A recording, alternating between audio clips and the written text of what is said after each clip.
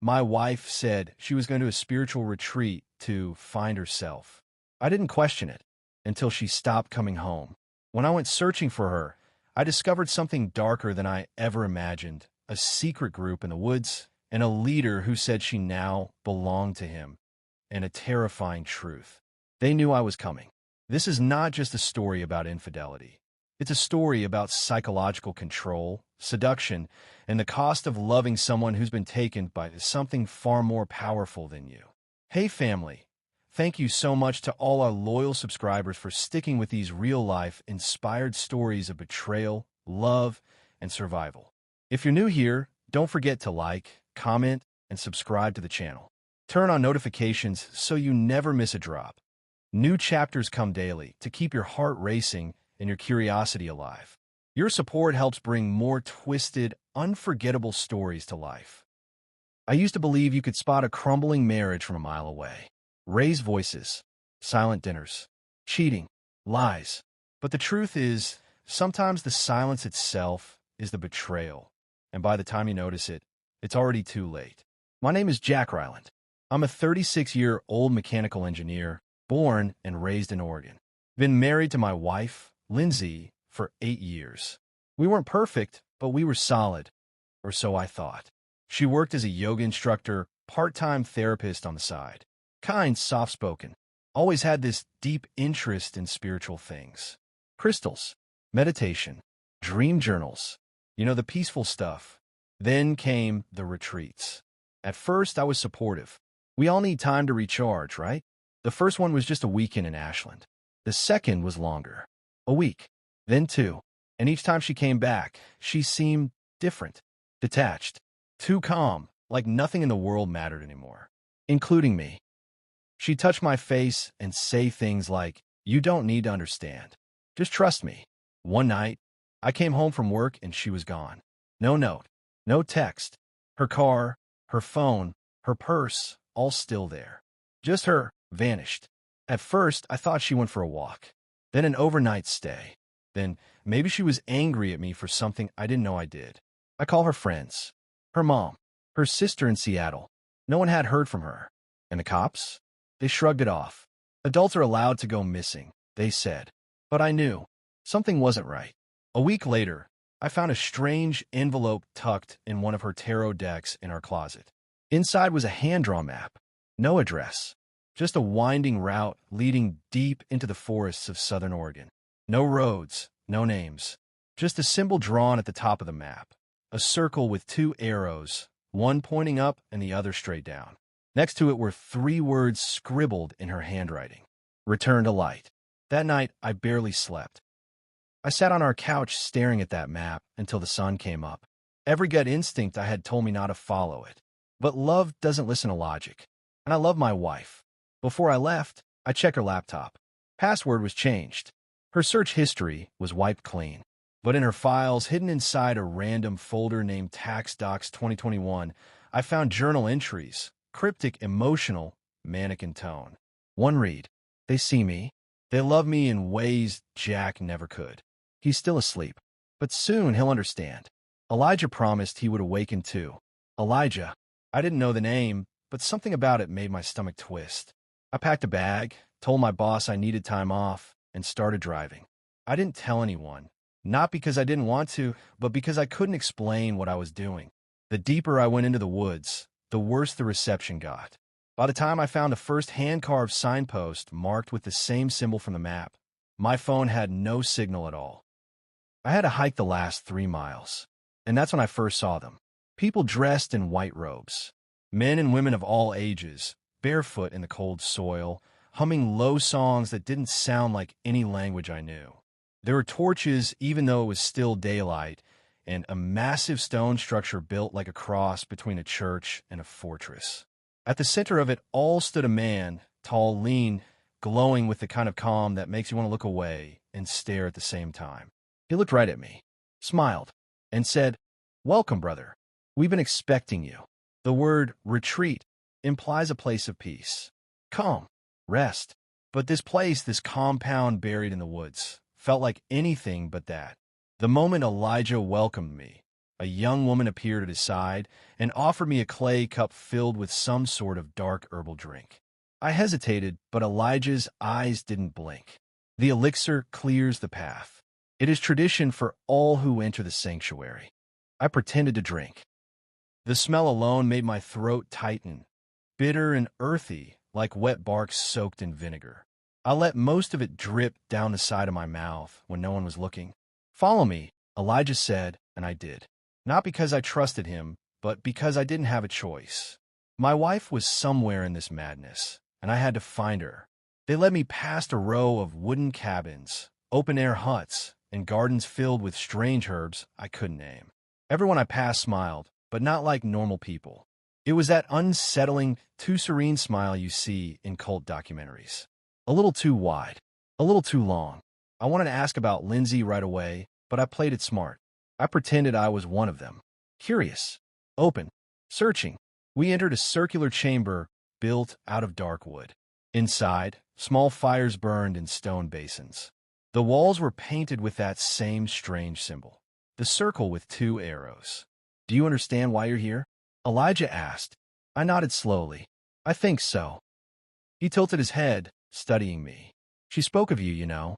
She worried you wouldn't understand." "Lindsay, Alara," he corrected gently. "She has shed her previous self. Here, she is Alara now." It took everything I had not to react. Lindsay, Alara, whatever name they gave her, she was still my wife. Elijah placed a hand on my shoulder. "You'll meet her again. In time. First, you must be cleansed. Cleansed. Your old life must be washed away." I was given a robe, made to strip down, then led to a steam hut where I sat surrounded by whispering strangers, chanting in that same indecipherable hum. They rubbed paste on my skin, oils in my hair. It was supposed to strip away the ego, they said. That night, I was given a cot in one of the male dormitories. No lux, no privacy. I lay awake, heart racing, trying to remember every turn I took getting here. But I knew this much. I was in too deep to turn back now. The next day, I saw her. Lindsay. She was dressed in white like the others, her hair longer than I remembered, barefoot in the grass, eyes half closed as she moved through some ritual dance. But her face, it was vacant, peaceful, gone. I didn't know whether to run to her or scream her name. I did neither. I waited. That evening, I sat beside her at one of the communal meals. Wooden bowls of soup and flatbread passed around a circle. No utensils. No talking during meals. She looked at me, but didn't see me. Not until I whispered, "Lindsay, it's me." Her body stiffened. For a flicker of a second, her eyes flashed with something. Recognition? Guilt? Fear? Then she turned her head and whispered, "You shouldn't be here." "I had to find you," I said. "I thought you were in danger." "You don't understand," she said, her voice calm but tight. "He chose me. I'm safe now." I leaned closer. "He's brainwashed you." Her lips twitched. "No, Jack. He's freed me." Before I could say another word, Elijah appeared behind her like a ghost. "Is everything all right, Alara?" She smiled up at him. "Yes, Father. Everything's perfect." Father. Of course that's what they called him. That night, I was summoned to a private gathering. Only the newly awakened were allowed in. They lit a fire in the middle of the circle.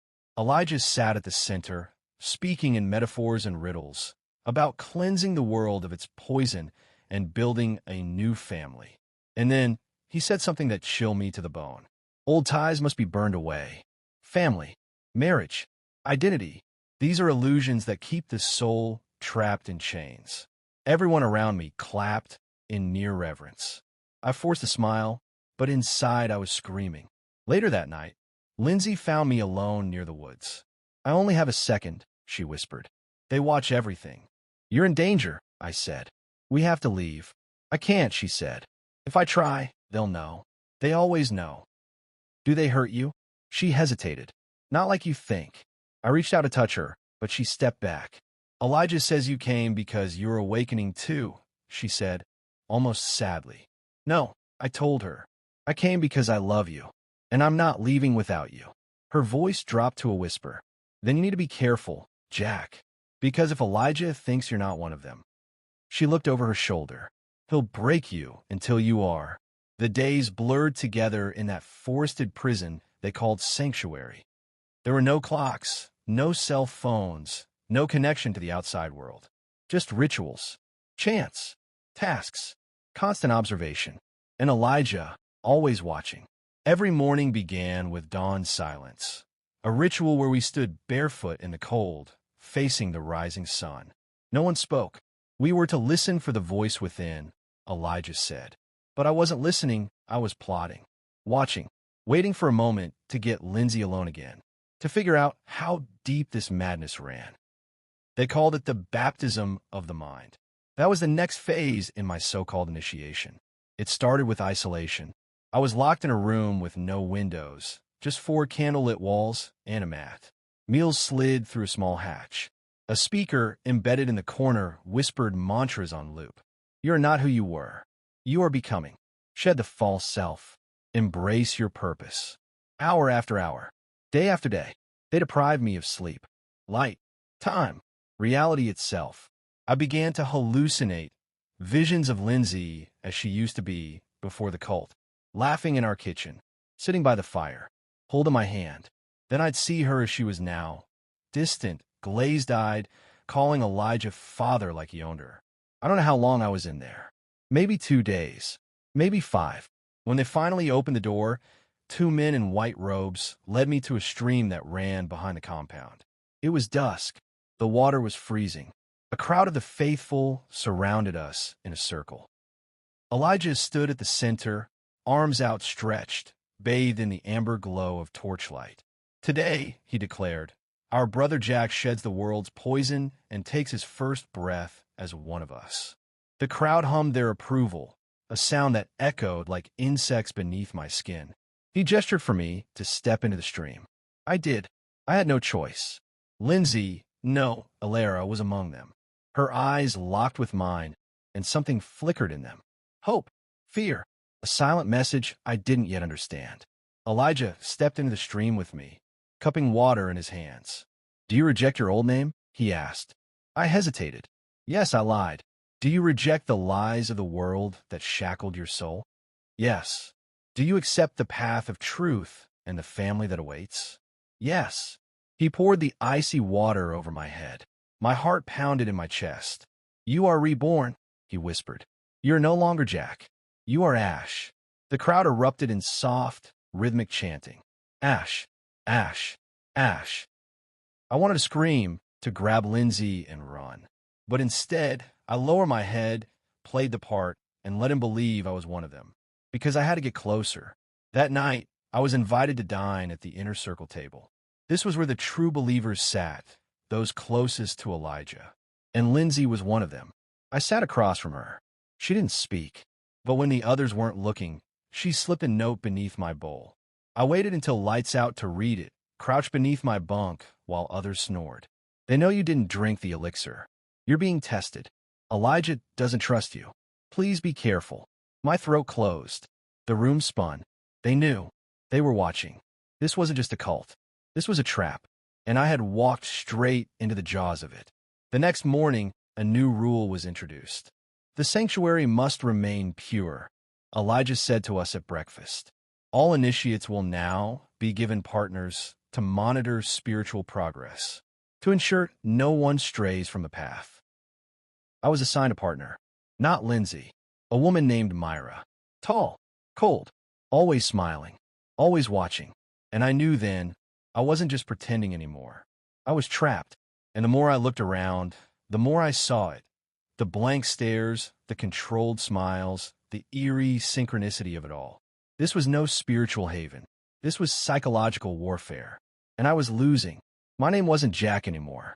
Not to them. It was Ash. And if I wasn't careful, I was going to start believing it.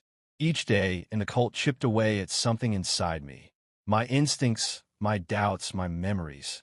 I clung to Lindsay's note like it was oxygen, like it was the last piece of the world I came from. They don't trust you. I couldn't trust them either. Especially not Myra. She was always 2 steps behind me, never ahead, never far. She smiled too much, asked too little. Her job wasn't to watch me. It was to trap me. So I played along. I swallowed the strange cleansing elixirs, though I always made sure to let most of it dribble into the grass when no one was looking. I chanted their prayers, sat cross-legged during their midnight affirmations, and practiced their touch healing, which was nothing more than disguised submission. But inside, I was building something. Not faith, not devotion, a plan. The sanctuary grounds had one path in and one path out. At least that's what they wanted us to believe. The winding gravel road was gated and always guarded. But I noticed something else during one of the early morning forest meditations. A narrow stream that trailed past the woods, bending toward a ravine. Too shallow to swim, but maybe deep enough to follow. If I could find where it emptied out, maybe I could make it a town. Maybe I could get to someone who believed me. Someone who could help me take Lindsay back. But I couldn't run yet. Not without her. One night, during sacred breath bonding, I caught Lindsay's gaze. Alara, they called her now, and she was dressed in a long white robe with gold thread circling her wrists.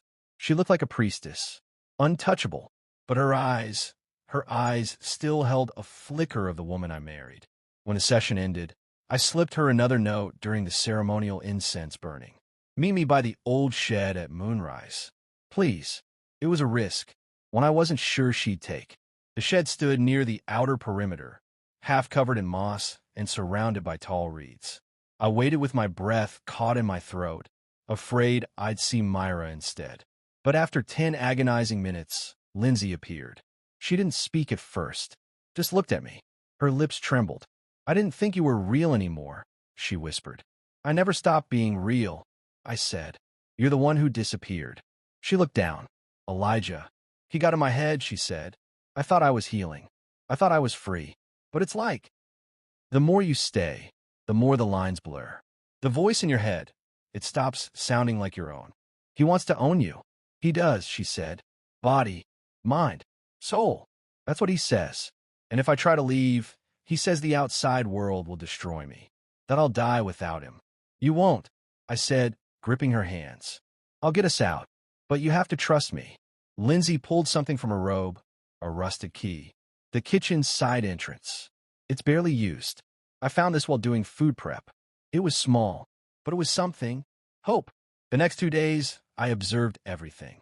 The rotation of the guards. When the lights were cut. When Myra prayed the longest. On the third night, we made our move.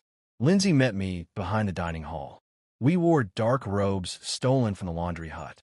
We carried nothing but the key and a bottle of sleeping herbs I had saved from one of the rituals. We reached the kitchen, unlocked the door, slipped into the forest. The stream was icy, and the trail beside it was jagged, but we moved fast. Quiet. Free. We didn't speak until the trees started to thin and the moon lit an open field in the distance.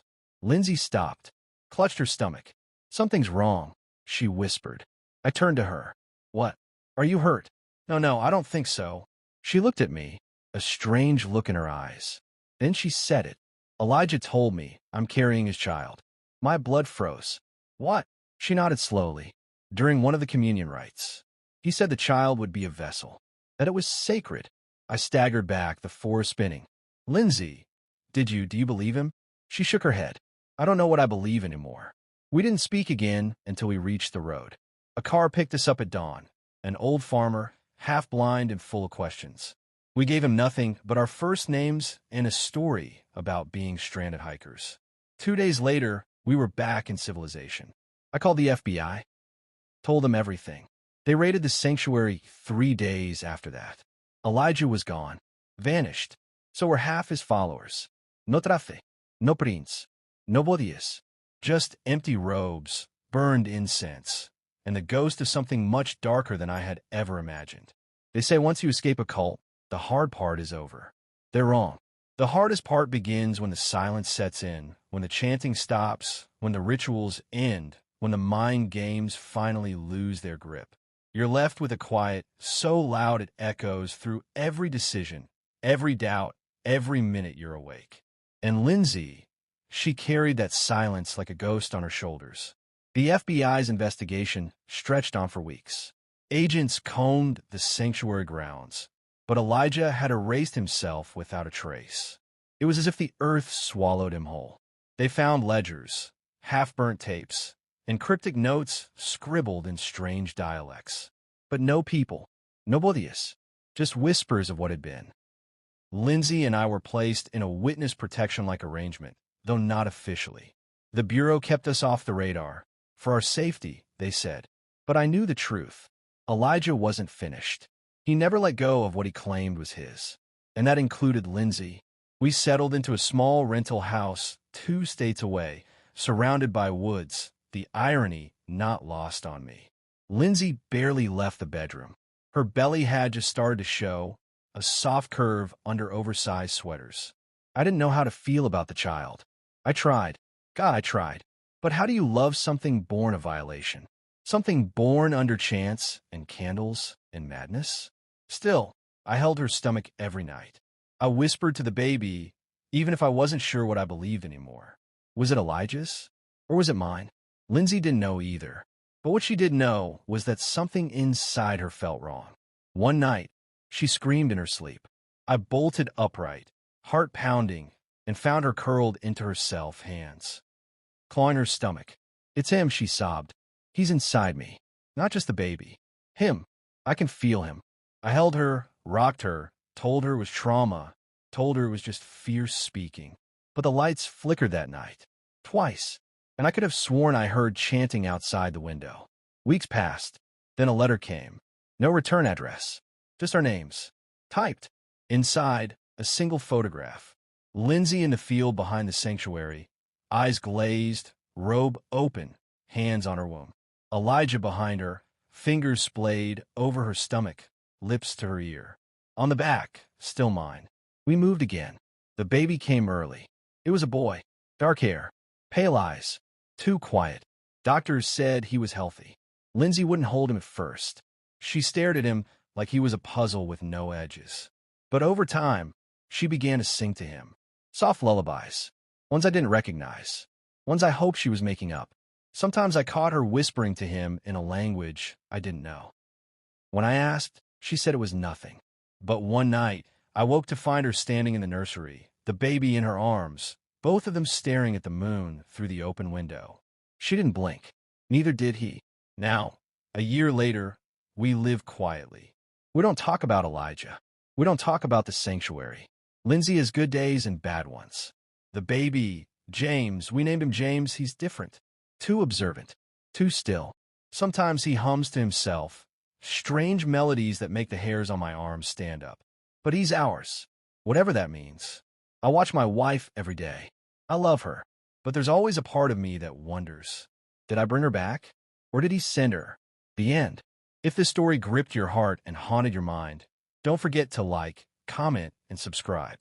And if you're new here, welcome to a world of true-to-life dramatic tales that dive deep into love, betrayal, and the human psyche. New episodes drop daily. Tap the bell to never miss a twist.